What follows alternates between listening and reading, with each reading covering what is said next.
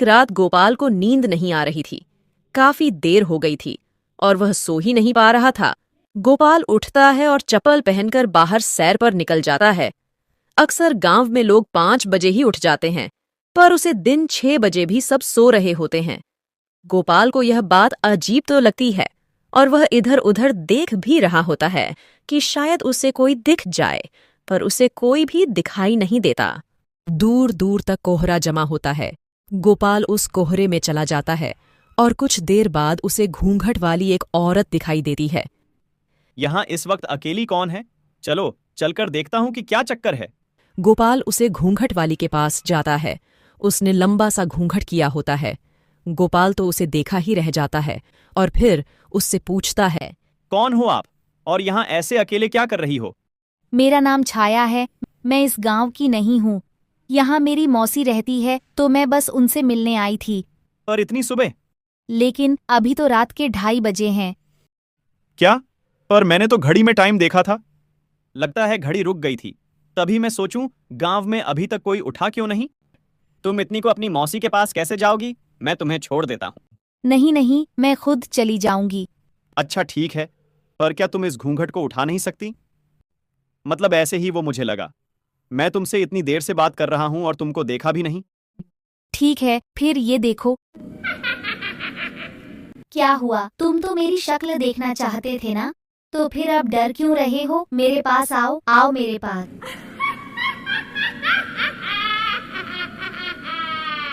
गोपाल घर जाकर सो जाता है। तभी उसे कुछ एहसास होता है। अब अगले सुबह उसकी माँ उसे उठाने आती है। उठ बेटा, आज हमें लड़की देखने जाना है। जल्दी से नहा धोकर तैयार होकर आओ। उसके बाद वे लड़की के घर जाते हैं।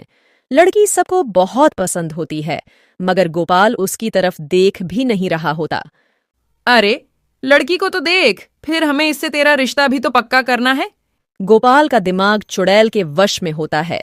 वो जैसे ही लड़की को देखता है, उसका गला पकड़ लेता है। सब लोग उसे देखकर हैरान हो जाते हैं और जैसे तैसे लड़की को गोपाल के हाथ से छुड़ाते हैं। ये क्या हरकत की है तूने? मैं सारी लड़की को मार डालूंगा। जो भी मेरे सामने आएगी सबको मार डालूंगा। मुझे छाया से प्यार है, बस छाया से। ये सब कहते हुए गोपाल वहां से चला जाता है। लड़की वाले बहुत गुस्सा होते हैं। गोपाल के माता पिता उनसे माफी मांगकर घर वापस आ जाते हैं। घर पर भी गोपाल छाया का रट लगाए रहता है। उसके माँ बाप को समझ ही नहीं आ रहा होता है कि यह छाया है कौन। दूसरी तरफ छाया घूंघट करके दूसरे शिकार के लिए निकल पड़ती है। फिर उसे बस स्टॉप में एक लड़का दिखाई पड़ता है। चुड़ैल उसका पीछा करने लगती है। क्यों लग रहा है कि कोई है मेरे पीछे? रोहित मुड़ता है तो उसे उसके पीछे घूंघट किए हुए चुड़ैल चल रही होती है। रोहित पहले तो घबरा जाता है, लेकिन फिर वो पूछता है कि ये यहाँ क्या कर रही है। चुड़ैल उसे भी झूठी कहानी बात कर अपने जाल में फंसा लेती है।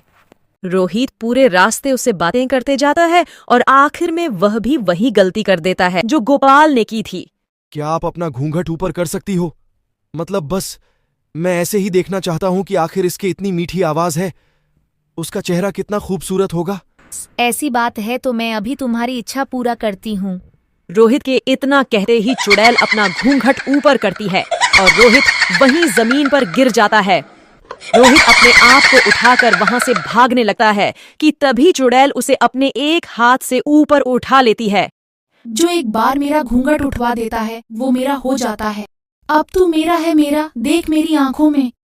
रोहित उसके आंखों में देखता है और वह भी उसके वश में हो जाता है और चुड़ैल उसे जोर से जमीन में पटक देती है। रोहित अपने होश में नहीं होता और उठकर सीधा अपने घर चला जाता है। यह सब कुछ दूर खड़ी गंगा देख रही होती है। गंगा रोहित की पड़ोसन होती है, जो देर रात किसी जागरण से वापस लौट रही होती है। ये सब मैं क्या देख रही हूँ? हमारे गांव में चुड़ैल है, वह भी घूंघट वाली चुड़ैल। मुझे इसके बारे में कल ही गांव वालों को बताना होगा।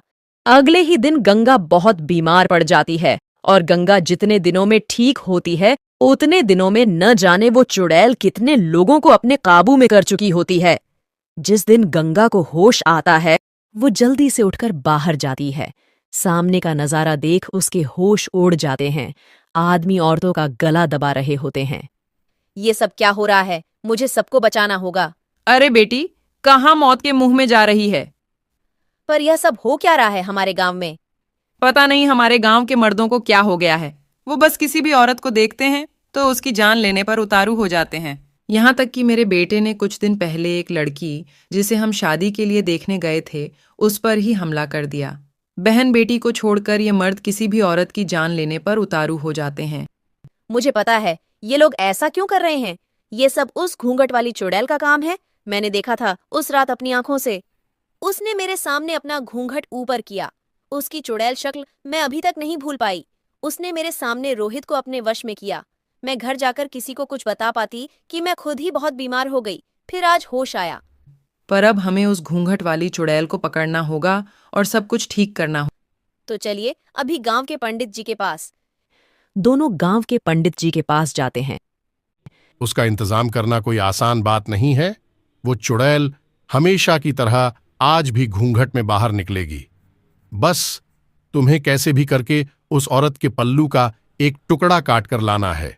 ये तो बहुत मुश्किल काम है। वो चुड़ैल बस गांव के आदमियों के पास ही आती है, तो मैं कैसे कर पाऊंगी ये सब? तभी तो कहा था मुश्किल काम है। पर अगर गांव को उस घूंघट वाली चुड़ैल से बचाना है तो ये तो करना ही पड़ेगा। गंगा और गोपाल की माँ घर आ जाती है। शाम तक उसी के बारे में सोच सोच कर उनका सर में दर्द हो जाता है, मगर उन्हें समझ में नहीं आता कि किसको भेजे। फिर गंगा के दिमाग में एक आइडिया आता है। वो गोपाल के कपड़े पहनकर लड़का बनकर निकल जाती है। आधी रात को उस घूंघट वाली चुड़ैल के तलाश में। डर तो उसे बहुत लग रहा होता है, पर वो हिम्मत करके चलती जाती है। काफी देर बाद उसे वो घूंघट वाली चुड़ैल मिल जाती है। फिर गंगा उस चुड़ैल से बातें करने लगती है। मेरा नाम मानिया है। मेरे पेट में दर्द हो रहा था तो मैं टहलने निकला था। अच्छा, तो मैं कुछ मदद करूं? नहीं नहीं नहीं, अब तो ठीक है। चुड़ैल काफी देर उसे मनिया समझ बातें करती रहती हैं।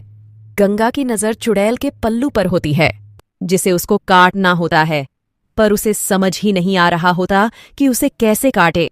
तुम पहले ऐसे आदमी हो जिसने अभी तक मेरी शक्ल देखने को नहीं बोला। गंगा बहुत डर जाती है। चुड़ैल अपना घूंघट हटा देती है, पर उससे पहले गंगा उसका पल्लू का टुकड़ा काट चुकी होती है। मैं तुम्हें जिंदा नहीं छोड़ूंगी। नहीं नहीं नहीं, ऐसा नहीं हो सकता। गंगा जल्दी से वहां से भागती है।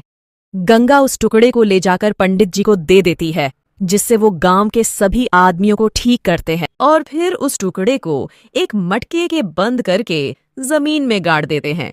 उसके बाद वो चुड़ैल कभी किसी को नहीं दिखती।